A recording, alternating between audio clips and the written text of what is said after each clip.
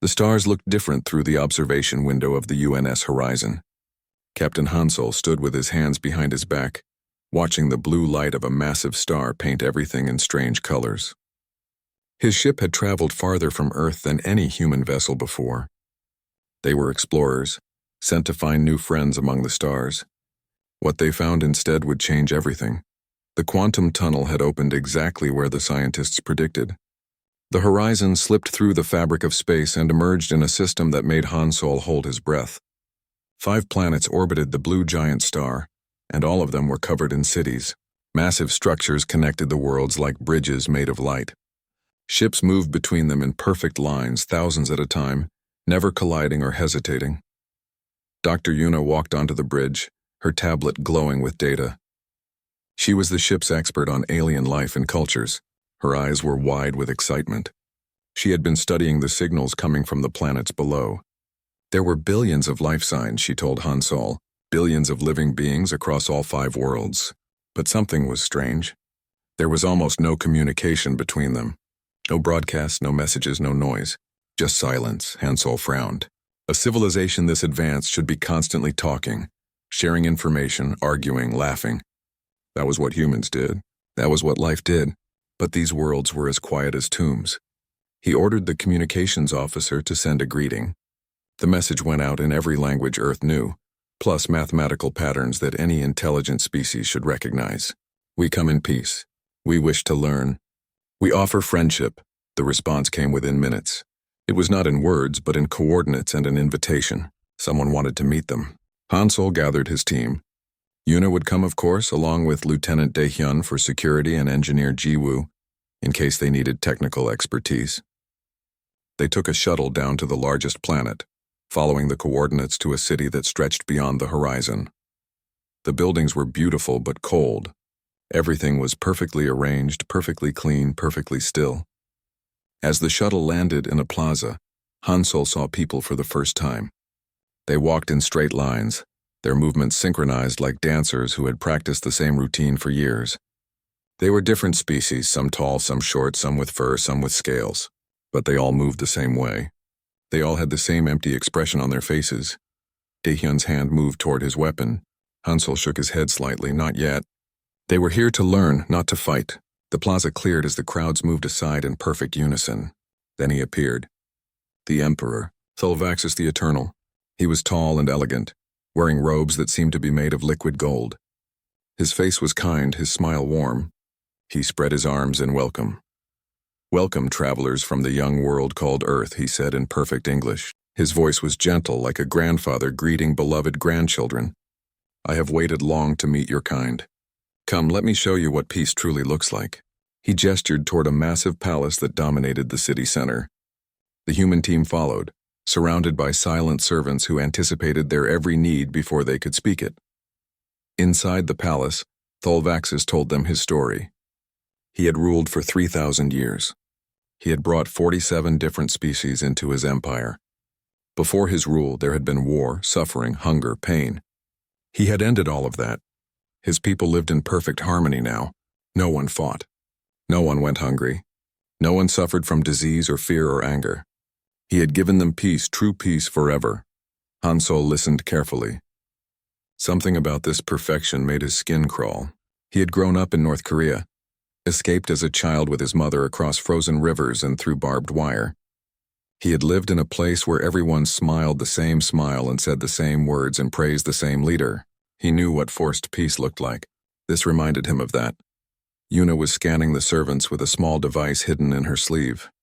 Medical data, biological readings, brain activity. She looked at the screen and her face went pale. She caught Hansel's eye and shook her head very slightly. Something was very wrong. Jiwoo noticed it too. The engineer was watching how the servants moved, how they never spoke unless spoken to, how they never looked at anything with curiosity or interest. They were alive, but they were not living. The Emperor showed them wonders. Gardens that grew food without soil, machines that could heal any injury, libraries containing the knowledge of 47 civilizations, art and music and poetry created by countless species, but none of it felt real. It was like walking through a museum, beautiful but dead, and everywhere they went, those empty faces watched them with eyes that saw but did not understand. That evening, back in their guest quarters, Yuna showed them what she had found. Every single being in this empire had devices in their brains, tiny machines woven through their neural tissue. The devices controlled emotions, suppressed independent thought, and enforced obedience. The people here did not choose to be peaceful. They could not choose anything. Their ability to make decisions had been taken away. They were prisoners in their own minds. Daehyun wanted to leave immediately. This was evil, he said. They should run back to Earth and warn everyone. But Hansol knew they needed to understand more. Why would anyone do this? Did the Emperor know what he had done? The next morning they met with Thulvaxis again. This time Hansol asked direct questions. How do you maintain such perfect order? How do you ensure no one ever fights or disagrees? The Emperor smiled, clearly pleased by the question. He explained everything. The neural devices were his greatest achievement. They removed the ability to feel negative emotions. Anger, hatred, jealousy, fear, all of it gone. His people experienced only contentment and purpose. They served him gladly because the devices made them want to serve. They had no desires beyond their assigned roles. It was, he said with genuine pride, paradise. And now, Thulvaxis continued, I wish to offer this same gift to humanity. Join my empire. Accept my blessing. I will free your people from the burden of choice, from the pain of conflict, from the suffering of independence. You will know only peace and purpose. All I ask is that you accept my guidance and trust in my eternal wisdom. He looked at Hansol with eyes full of kindness. He truly believed he was offering something wonderful. The room fell silent. Hansol felt his heart beating fast. He thought of his childhood, of soldiers with empty eyes following orders without question. He thought of his mother, who had died getting him to freedom, who had believed that the right to choose was worth any price. He thought of Earth, messy and chaotic and beautiful, where people argued and loved and made mistakes and learned and grew. He looked at the Emperor and spoke clearly. We refuse, Thulvaxis blinked confused. You misunderstand, he said gently. I offer you paradise. No more war, no more crime, no more suffering. Only peace. Hansol shook his head. You offer us a cage. You want to take away everything that makes us human. Our anger teaches us what is wrong. Our fear keeps us careful.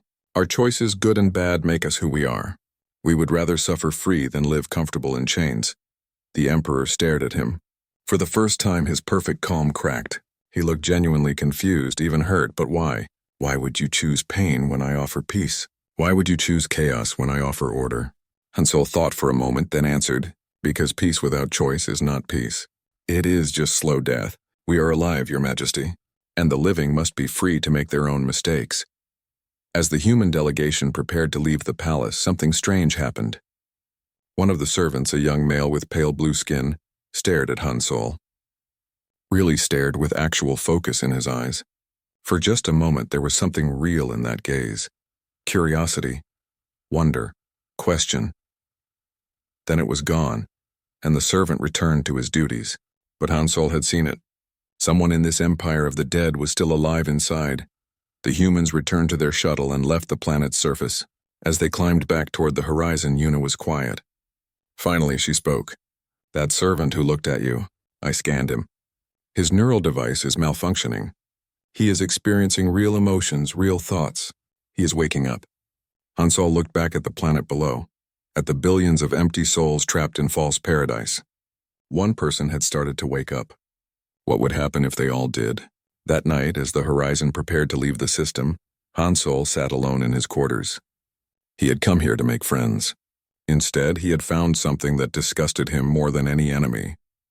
An empire built on the corpses of free will, a god who believed love was the same as control, and now that God wanted Earth, wanted to turn humanity into more empty dolls in his collection, Hansol sent a message to Earth Command. It would take weeks to arrive.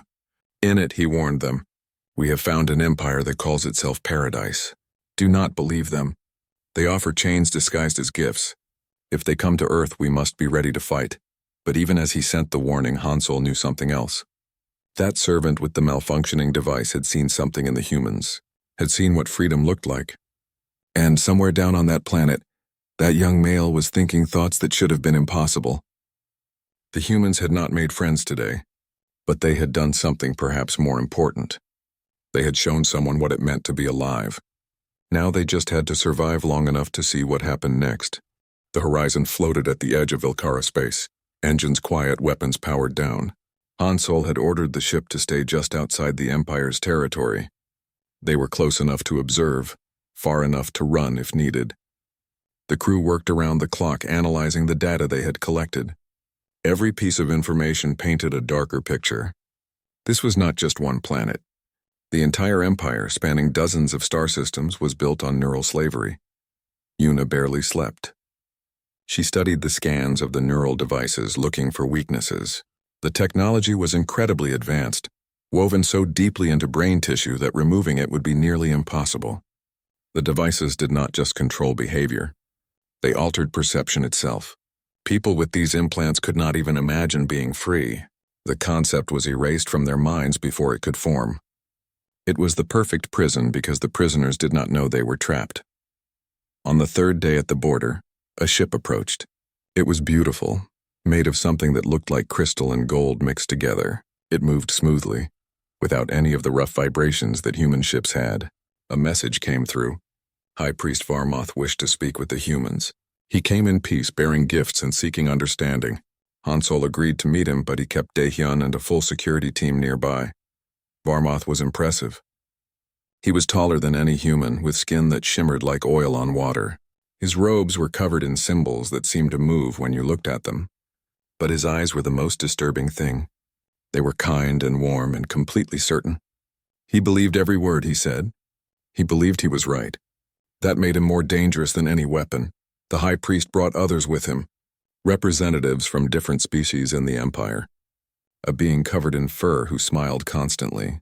A creature made of what looked like living stone, its face peaceful and content. A small, delicate being with wings like stained glass who hummed softly. They all spoke to the humans, telling them how wonderful life in the Empire was. No conflict, no pain, no fear. Just service and purpose and peace. Jiwoo watched them carefully. The engineer had grown up loving puzzles, and these people were the saddest puzzle she had ever seen. They smiled, but their eyes did not change. They spoke of happiness, but their voices had no real emotion. It was like watching very good actors who had forgotten they were acting. They believed they were happy because the machines in their brains told them they were happy. Varmoth made his case. He was eloquent and patient. He explained that humans were suffering needlessly. Your people fight wars, he said. They commit crimes. They feel depression and anxiety and rage. You build weapons to kill each other. You create systems that leave some people rich while others starve. All of this can end. The Emperor's blessing removes the capacity for evil. You will keep your memories, your skills, your personalities. You will simply lose the ability to harm yourselves or others. He offered to demonstrate. Let me condition just one volunteer, he said. Someone who is curious. They will experience the peace firsthand, and then they can tell you whether it is truly a prison or a paradise. We will even make it temporary. After 1 week, we will remove the device. Let them choose with full knowledge. Varmoth looked around the room, his expression hopeful. Surely, he seemed to say, you cannot refuse such a reasonable offer. The room was silent. No one volunteered. Daehyun spoke first, his voice hard. You want to prove your paradise is real by temporarily enslaving one of us? Do you hear how insane that sounds? Varmoth looked genuinely confused. But it is not slavery. Slavery implies unwillingness. Our subjects are willing. They want to serve. The device does not force them. It simply removes the confusion and fear that prevents them from seeing the truth. Han Solo stood up. He had been quiet, listening, thinking. Now he needed to speak. He thought about his mother, about the night they crossed the frozen river. She had carried him on her back, and he had been so cold he could barely feel his fingers. She had whispered to him, Stay awake. Stay strong. Freedom is worth any cold. She had died 3 days later from pneumonia, but she had died free. He would honor that. When I was 7 years old, Han Solo said, I lived in a place where everyone smiled. Everyone praised the leader. Everyone did exactly what they were told. It looked peaceful from the outside. But it was hell. My mother and I escaped because she understood something important. A comfortable cage is still a cage. You talk about removing our capacity for evil, but you also remove our capacity for good. Real good. The kind that requires choice. He looked at each of the conditioned beings Varmoth had brought. When I help someone, it means something because I could have chosen not to help. When I show mercy, It matters because I had the option to be cruel. When I love someone, it is real because I could walk away. You have taken that away from these people. They are not peaceful. They are empty. And we will never ever let you do that to humanity. Varmuth shook his head slowly. You are young as a species. You do not understand. We have seen 47 civilizations go through the same stages you are in now. All of them fought and suffered and destroyed themselves with their freedom. The Emperor saved them. He will save you too, whether you wish it or not. It is his burden to carry, making the hard choice to help those who cannot see they need help. That is when the human delegation understood. This was not a negotiation. It was a warning. The Empire would not accept refusal. They believed too strongly in their own righteousness.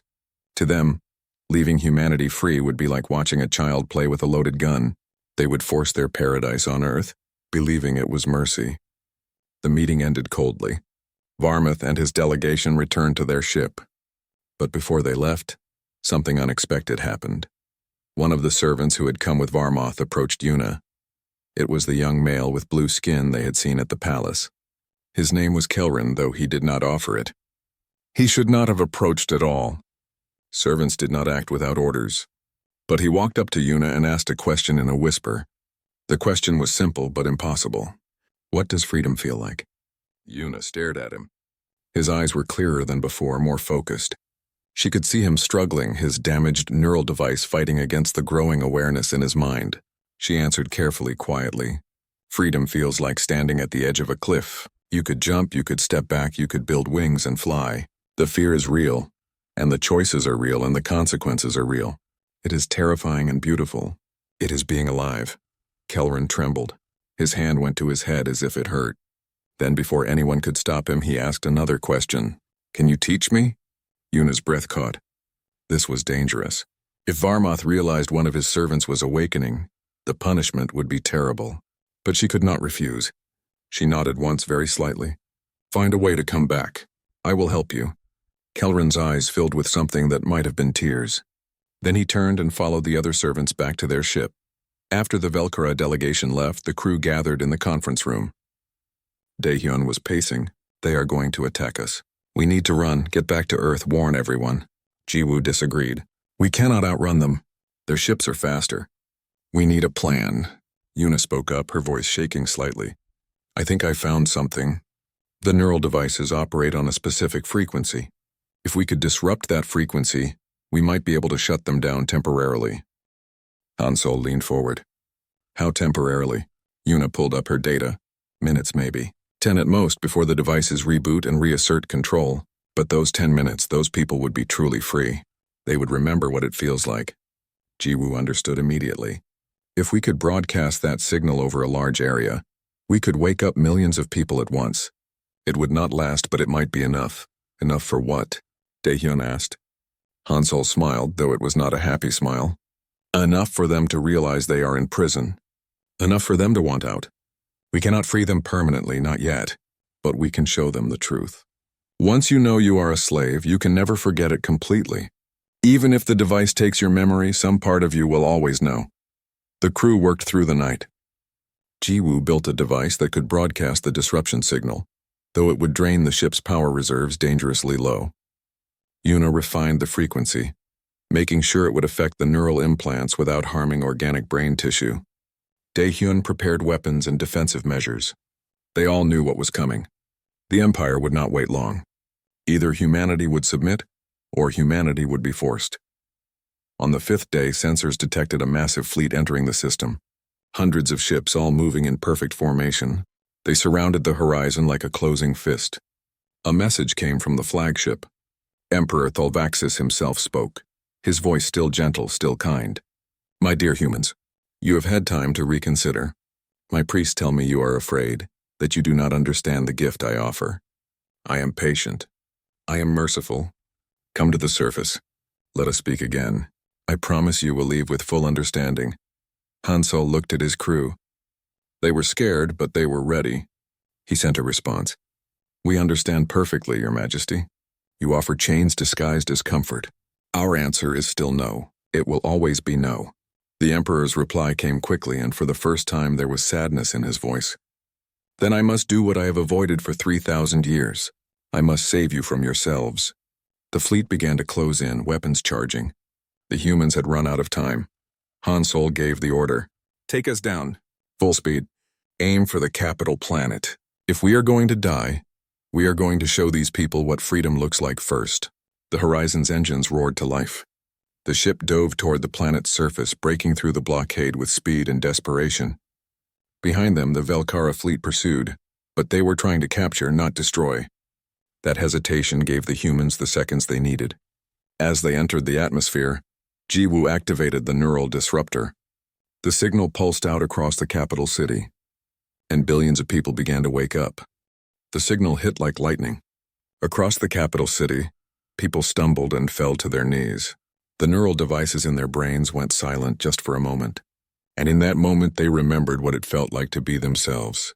Kelrin was in the Imperial Gardens when it happened. He felt the device shut down, and suddenly the world exploded with color and sound and feeling. He gasped, tears streaming down his face. Everything was so much, too much. Beautifully, terribly too much. Around him, millions of beings experienced the same awakening. Some laughed hysterically. Some screamed. Some sat down and stared at their hands as if seeing them for the first time. The carefully ordered streets dissolved into chaos. People bumped into each other, forgetting the perfect synchronization they had maintained for years. The city that had run like clockwork for centuries ground to a halt, and every single person there understood for just a few minutes that they had been prisoners. The Horizon crashed in the old industrial district, far from the palace. The landing was rough. Alarms blared throughout the ship. Smoke filled the corridors. But they were alive and they were on the ground. Han Solo pulled himself from his chair. Status report! Jiwoo's voice came back crackling through damaged communications. Engines are dead. Hull breach in 3 sections. But the disruptor worked, Captain. The entire city is awake. Yuna added, her voice shaking. It will not last. Maybe 8 more minutes. Then the devices will reboot. Daehyun got the crew moving. They sealed the hull breaches, grabbed emergency supplies, and prepared to evacuate. The ship was done. They would not be flying out of here. Their only hope now was to hide and survive long enough for Earth's fleet to arrive. If Earth's fleet arrived, the message Han Solo had sent would take weeks to reach home, and weeks more for any response to come back. They were on their own, trapped on a world of billions with only minutes before those billions returned to slavery. But they were not alone. As the crew emerged from the horizon, they found people gathering around the crash site. Hundreds of them, from dozens of different species. They stared at the humans with eyes that were truly seeing. One of them stepped forward. It was Kelrin. His face was wet with tears. He could barely speak. You showed us what we lost. Please, you have to help us. The devices are coming back. I can feel them already trying to make me forget. But I do not want to forget. Please. Yuna stepped forward and took his hands. We can help, but we need time. The device removal procedure is complicated. We have to do it carefully or we could kill you. Kelrin shook his head. I do not care. Do it anyway. Let me die free rather than live as a puppet. The others behind him nodded, their expressions desperate. They had tasted freedom for 7 minutes. 7 minutes was enough to make them willing to risk everything. Then the devices rebooted. Kelrin gasped and stumbled. His eyes went unfocused for a moment. The others around him jerked like puppets whose strings had been pulled. But something was different this time. The devices tried to erase the memory of freedom, but they could not erase it completely.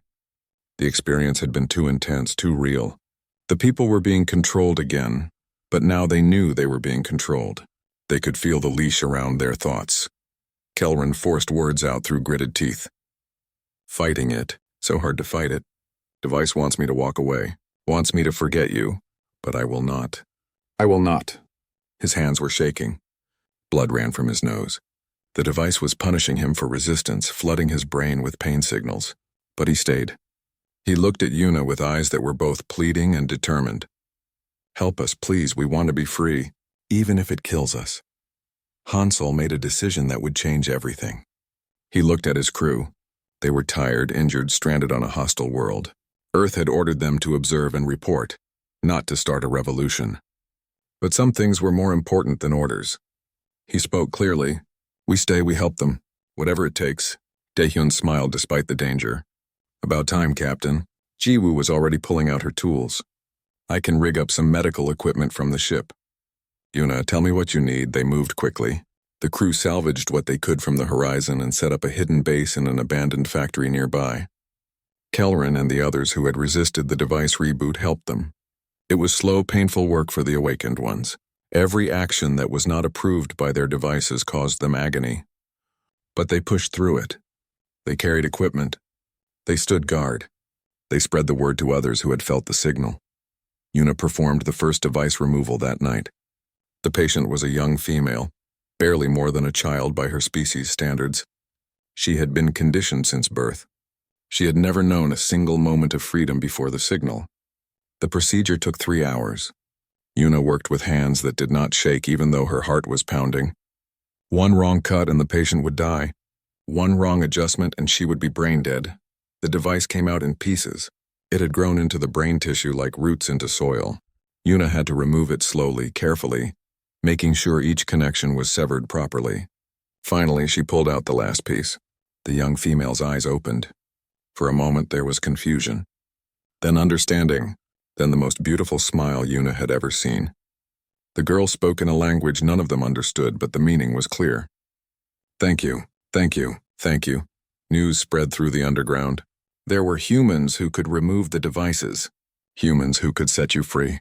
More people came, fighting their implants every step of the way. Some collapsed before they could reach the factory. Some were caught by Velkara security forces. But some made it, and each person freed became a recruiter, spreading the word, helping others resist. The resistance grew from hundreds to thousands in just 3 days. But the Empire noticed. Of course they noticed. High Priest Varmoth launched a systematic search for the awakened ones. Security forces swept through the city, scanning for people whose neural devices showed signs of malfunction. Anyone flagged was taken immediately. The punishment was reconditioning, a process that did not just restore the device's control but also wiped memories. They would forget they had ever been free. Forget they had ever wanted to be free. The resistance suffered its first casualties. A group of 20 awakened beings were caught trying to reach the factory. They were surrounded by security forces. Rather than be reconditioned, they fought. They had no training, no weapons, but they fought anyway with whatever they could grab. All 20 died. But their death served a purpose. They showed the others that some things were worth dying for. That freedom was worth any price. Kelrin became a leader, though he never asked for the role. He had been one of the first to awaken, and his device was damaged enough that he could function almost normally. He organized rescue missions for those trying to reach the factory. He taught the freed ones how to think independently, how to make decisions, how to choose. It was harder than anyone expected. People who had never made a choice in their lives did not know where to start. They had to learn everything from the beginning. Hansol taught them about human history. He told them about revolutions and civil rights movements, about people who had stood up to tyrants and won, about others who had stood up and lost but whose losses made future victories possible. He told them about his mother, about the frozen river, about the choice to risk death for freedom. The freed ones listened with hunger in their eyes. They were starving for these ideas, for the knowledge that resistance was possible. Daehyun trained them to fight. It felt wrong at first, teaching beings who had just learned peace to commit violence. But Daehyun explained, peace through submission is not real peace. True peace requires the ability to defend yourself. You must be capable of violence but choose not to use it. That is what separates a peaceful person from a helpless one. The freed ones practiced in secret, learning to protect themselves and each other. Jiwoo showed them how to build their own neural disruptors. The devices were simple once you understood the principle. A specific electromagnetic frequency broadcasted at the right intensity. The freed ones could build them from salvaged parts. Each disruptor could wake up hundreds of people for a few minutes. It was not permanent freedom, but it was a start. It was proof that the impossible was possible. It was hope. 2 weeks after the horizon crashed, Emperor Tholvaxis addressed his empire. His face appeared on every screen. His voice filled every speaker. He spoke with sadness. A disease has infected some of our people. The humans brought it. This idea of freedom. It is making you sick, making you suffer. But I will cure you. I will save you from this poison. He announced new security measures. Stricter monitoring. Faster reconditioning. Zero tolerance for resistance. That same day, Earth's response finally reached the Horizon's communications array. The message was brief. Extract immediately. Avoid further contact. Fleet en route, but will take 4 months to arrive. Do not engage. Repeat, do not engage. Orders from Earth Command. Han Solo read the message and deleted it. Then he gathered his crew. We have a choice. Follow orders, try to escape and leave these people to be crushed, or stay, fight, and help them win their freedom. He looked at each of them. Vote. They did not need long to decide. Yuna voted to stay. She could not leave people she had started to free. Daehyun voted to stay. He had found a cause worth fighting for. Jiwoo voted to stay. These people needed her skills. Han Solo looked at them all, his heart full of pride and fear. Then we are staying. Earth will court-martial us if we survive, but at least we will have something worth being court-martialed for. They would stand with the resistance. They would fight for freedom. Whatever the cost. The next day, Kelrin brought news. He had learned something important. The palace contained a master control system for every neural device in the Empire. Every single one. If they could destroy it, billions of people would wake up at once permanently. It was deep in the palace, heavily guarded, probably impossible to reach. But it was their only chance for lasting victory. Han Solo listened to the plan and smiled. Impossible just means no one has done it yet. Gather the others. It is time to plan a revolution. Planning a revolution was harder than fighting one. The resistance had grown to nearly 5,000 freed beings, but they were scattered across the city in dozens of safe houses. Communication was difficult because the Empire monitored everything. Every word spoken, every message sent, every movement tracked. The freed ones had to learn to be invisible in a society that watched constantly. They had to remember to move like the conditioned, to keep their faces blank, to never show emotion in public. Han Solo met with Kelrin and other resistance leaders in a maintenance tunnel deep underground. They spread out maps of the Imperial Palace that Kelrin had stolen from his time as a servant. The palace was enormous, spanning several square kilometers. It had security systems that made human technology look primitive. Guards everywhere, sensor grids that could detect the slightest anomaly, and weapons that could turn an intruder to ash in seconds. And somewhere in the center was the master control room. The plan they developed was desperate. They would create diversions across the entire city, multiple attacks happening at once. The goal was to draw security forces away from the palace. While the Empire scrambled to respond to threats everywhere, a small team would infiltrate the palace. The team would need to be small enough to move quickly, but skilled enough to handle whatever they found. It was a suicide mission, and everyone knew it. Volunteers were not hard to find. Every freed person wanted to go. They understood what was at stake. If the mission failed, the resistance would be crushed. But if it succeeded, billions would wake up. Billions would have the chance they had been given. In the end, Han Solo chose carefully. The team would be 20 people.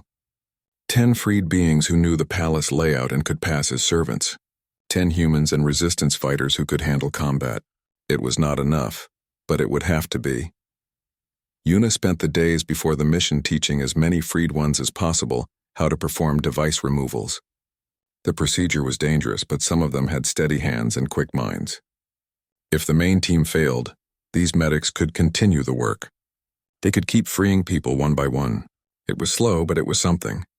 Yuna showed them every step, made them practice on simulation models, and prayed it would be enough. Daehyun prepared the diversion teams. They would attack government buildings, communication centers, and security stations, not to destroy them but to create chaos, make the Empire think the resistance was everywhere, bigger than it really was. Each team had neural disruptors. They would wake people up during the attacks, give them just enough time to see what was happening to understand they could fight back. Even a few minutes of freedom could inspire someone to join the cause later. Jiwoo built something special for the infiltration team. Portable jamming devices that could block the security sensors for short periods. They would not last long, maybe 30 seconds each, but 30 seconds might be enough to get past a checkpoint. She also created a shaped charge designed to destroy the master control system without causing a massive explosion. They needed to destroy the machine, not the palace itself. Precision was key. The night before the attack, Han Solo could not sleep. He walked through the resistance safe houses, looking at the faces of the freed ones. They were so young in their freedom. Most had been free for only weeks. They were still learning how to choose, how to think, how to be themselves, and tomorrow many of them would die. He wondered if he had the right to ask this of them. If anyone had the right to send people to their deaths even for freedom. Kelrin found him sitting alone in the dark. The young male sat beside him without speaking for a long time. Finally, he said, "You think you are using us, sending us to die for your ideals." Hansel did not deny it. Kelrin smiled sadly. "You do not understand. We were dead already. We have been dead for our entire lives. You gave us a chance to live before we die. That is enough. More than enough. Do not take that gift back by doubting yourself now." The day of the revolution began quietly. The infiltration team gathered before dawn. Hansel looked at them all. Yuna was coming. They would need her medical skills if anyone was injured. Daehyun was coming. They would need his tactical mind. Jiwoo was coming. She was the only one who could operate the shaped charge. Kelrin was coming. He knew the palace better than anyone. And 16 others, each chosen for their skills and courage, each willing to die for a chance at freedom. They moved through the city in small groups dressed as servants and workers. The key was to not attract attention until the diversions began. At exactly noon, the attack started. Across the capital, resistance teams struck simultaneously. Explosions echoed through the streets. Neural disruptors activated, waking thousands. Alarms wailed. The carefully ordered city erupted into chaos. Security forces scrambled to respond, pulling guards from every post, including the palace. The infiltration team slipped through the palace gates during the confusion. They wore stolen uniforms and moved with the blank expressions of the conditioned. To any observer, they looked like servants rushing to help with the emergency. They passed the first checkpoint without incident. Then the second. The jamming devices worked perfectly, hiding them from the sensors for crucial seconds. They were inside. Now came the hard part. The palace interior was beautiful and cold. Marble floors reflected the light of artificial suns. Walls displayed art from 47 civilizations. But it felt like a mausoleum, a monument to death dressed up as life. They moved quickly through corridors that Kelrin remembered from his servitude. Twice they encountered guards. Twice they used the jamming devices and moved past while the security systems were blind. But each device could only be used once. They were running out of tricks. They reached the central section of the palace without major incident. But then alarms began blaring. Not the citywide alarms from the diversions. These were internal palace alarms. Someone had noticed them. Varmoth's voice echoed through the corridors. "Intruders in the palace. The humans and their corrupted followers. Find them, bring them to me alive. The Emperor wishes to save them personally." Steel doors slammed shut throughout the building. The trap was closing. Daehyun made a decision.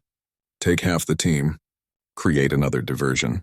Draw the guards away from the control room. We will hold them here as long as we can. Hansel started to argue, but Daehyun cut him off. "This is what I am good at, Captain. Let me do my job," he smiled. "Besides, someone has to stay behind and make sure you get a good story out of this. Tell them I went down fighting. Make me sound heroic." He grabbed 8 fighters and ran back the way they had come, weapons ready. Hansel led the remaining 11 deeper into the palace. They could hear fighting behind them. Weapons fire, shouting, explosions. Daehyun was keeping his promise, buying them time with his life. They ran through corridors that grew more secure, more locked down. Jiwoo used her tools to override door after door. Her hands were steady even as sweat ran down her face. Almost there. Just a little further. "We can make it." They reached a massive door marked with symbols in every language the Empire had conquered. Beyond this door was the control room. But standing in front of it was High Priest Varmoth. He was alone but not afraid. In his hands he held a device that glowed with poisonous light. He looked at them with genuine sadness. "I'm sorry it came to this. The Emperor gave you every chance. Why do you force us to hurt you? Why can you not accept peace?" Kelrin stepped forward. His voice was shaking but clear.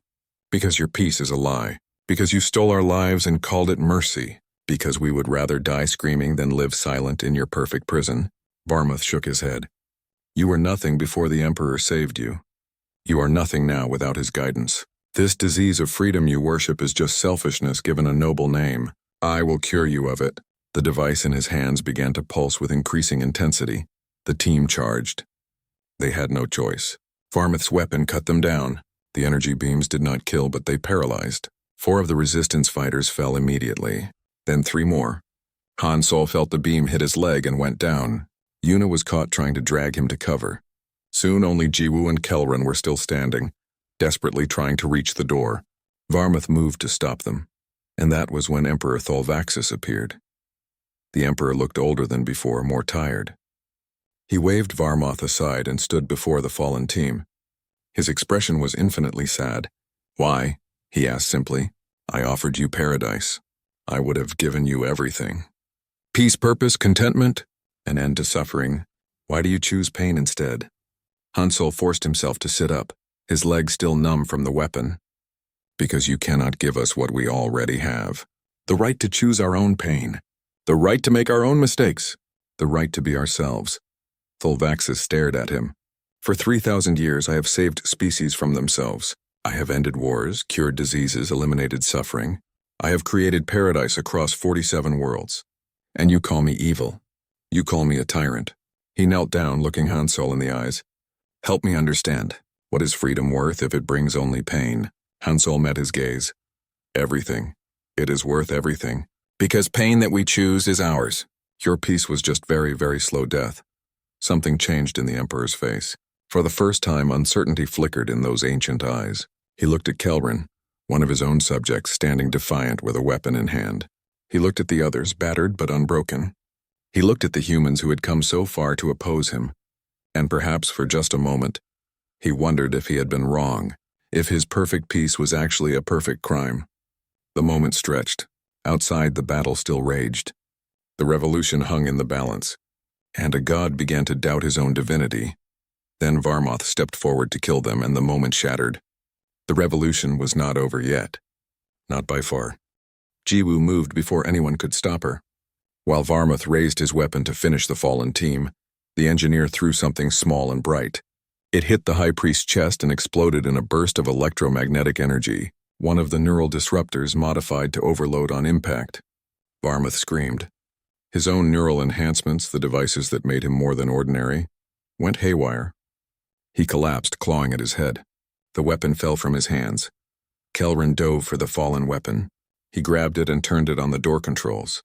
The energy beam cut through the locking mechanism like paper. The massive door groaned and began to open. Through the widening gap, they could see it. The master control system, a crystalline structure 3 stories tall, pulsing with light. Every neural device in the Empire connected to this single point. Destroy it and billions would wake up. Fail and everything was lost. Emperor Tholvaxis moved faster than any human could. He was across the room in a blur, standing between them and the door. His face showed no anger, only deep sorrow. "I cannot let you do this. You do not understand what you will unleash. 47 species will wake up to freedom they are not ready for. They will destroy themselves. They will suffer. Please, I am begging you, stop this madness. Let me save them.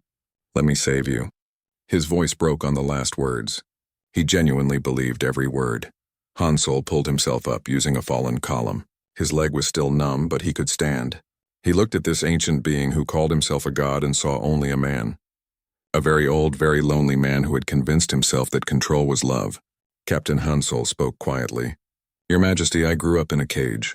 A beautiful cage where everyone smiled and praised the leader. My mother died getting me out of that cage. She taught me something important.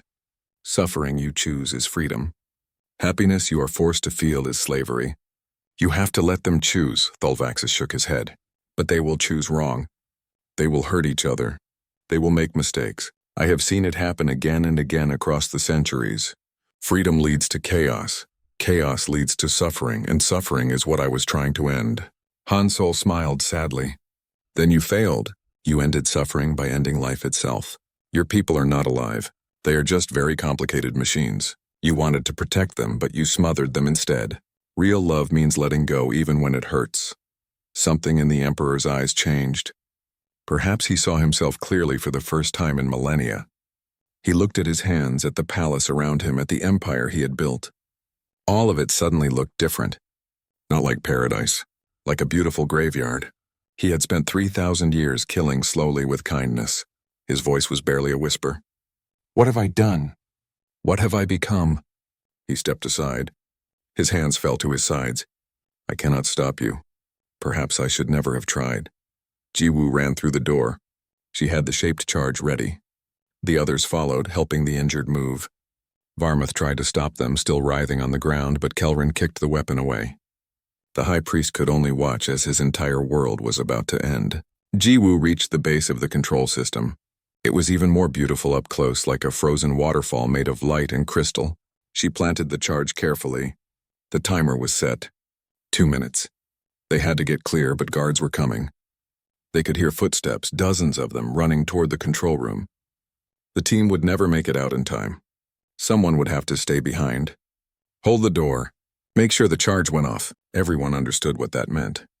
Yuna started to volunteer, but Kelrin put a hand on her shoulder. No. This is my people's prison. Let me be the one to destroy it. He looked at Hansol. Thank you for showing me what it means to be alive. Now go, get out. Tell everyone what happened here. Hansol wanted to argue, but there was no time. He gripped Kelrin's hand. They will remember you. I promise.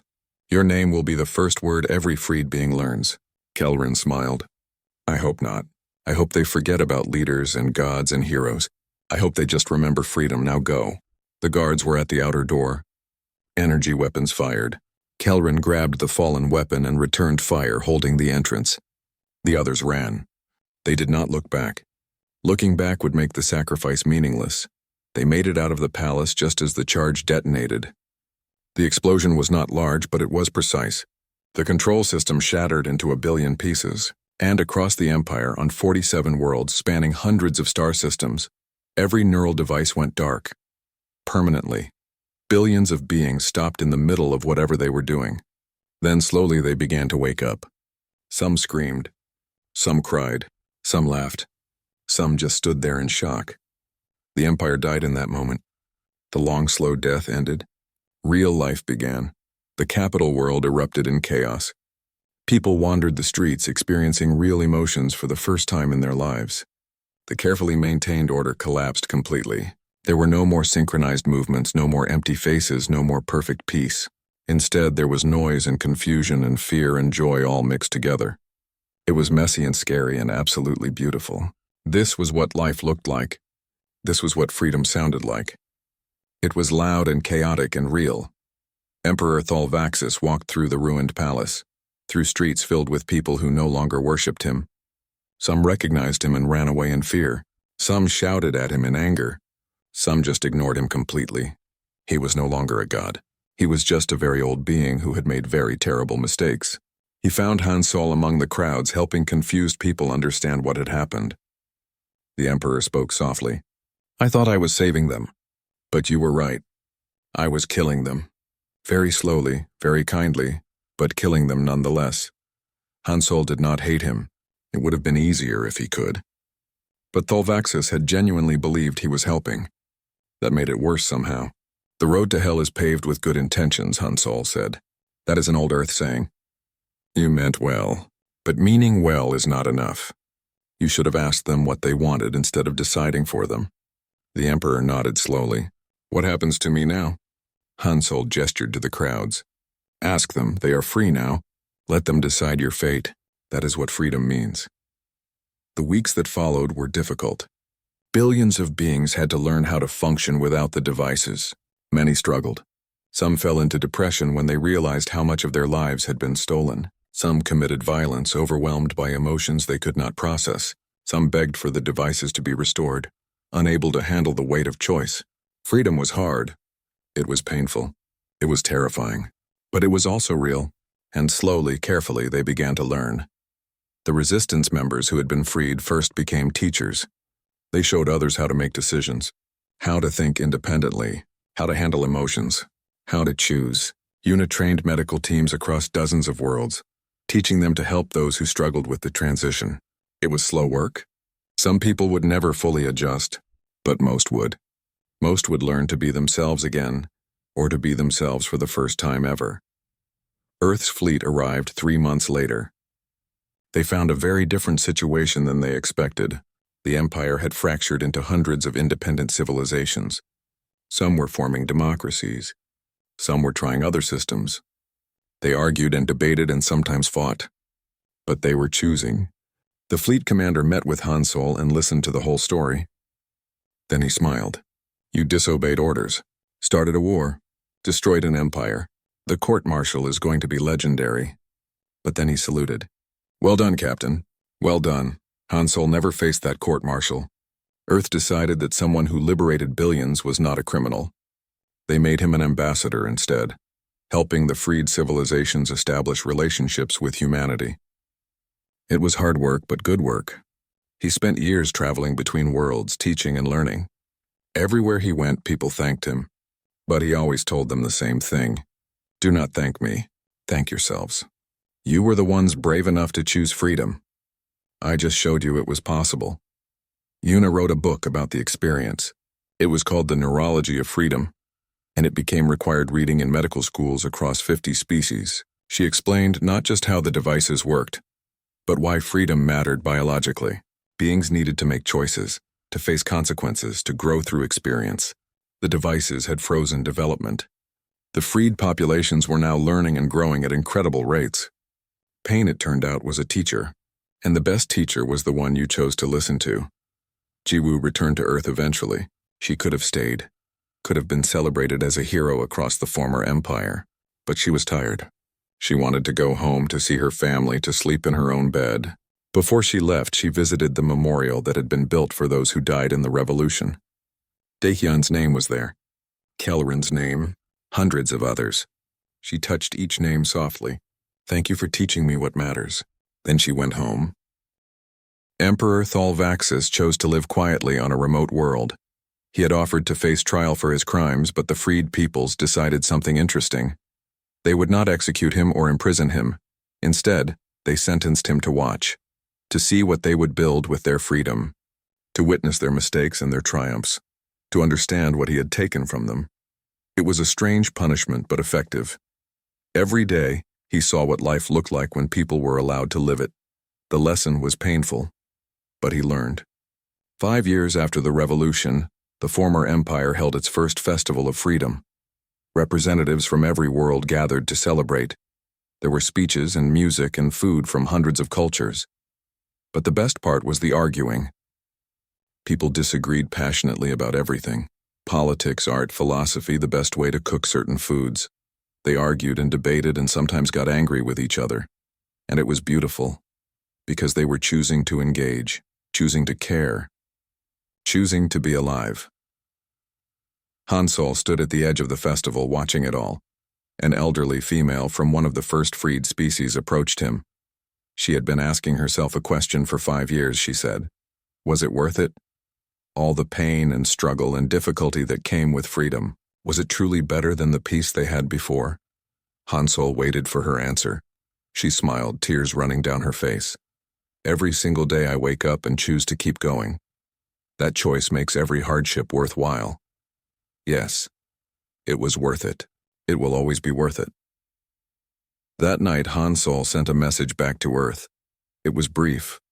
The mission was supposed to be first contact and information gathering. Instead, we started a revolution. But I would do it again. Because we learned something important.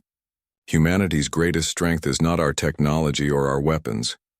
It is our absolute refusal to submit. We offered them tribute once. A god demanded our worship and service. We offered him something else instead. We offered him a mirror.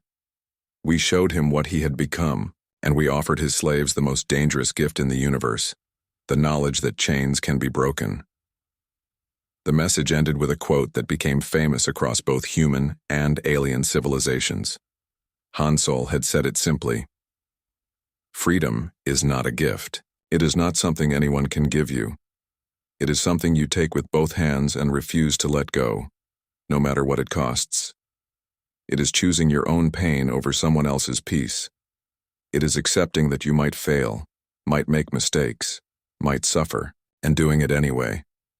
Because one moment of real choice is worth a lifetime of comfortable slavery. That is what it means to be alive. That is what we offered them. Not tribute, not submission, just freedom. And freedom, it turns out, is contagious. Years later, historians would argue about whether the revolution was moral, whether humanity had the right to interfere. But the freed peoples never argued about it. They built monuments, not to Han Solo or the human crew, They built monuments to choice itself, to the moment they woke up, to the day they became real. And on every monument in every language the same words were carved. A god asked for tribute. We offered him something better. We offered him the truth. And the truth, as it always does, set us free. The end.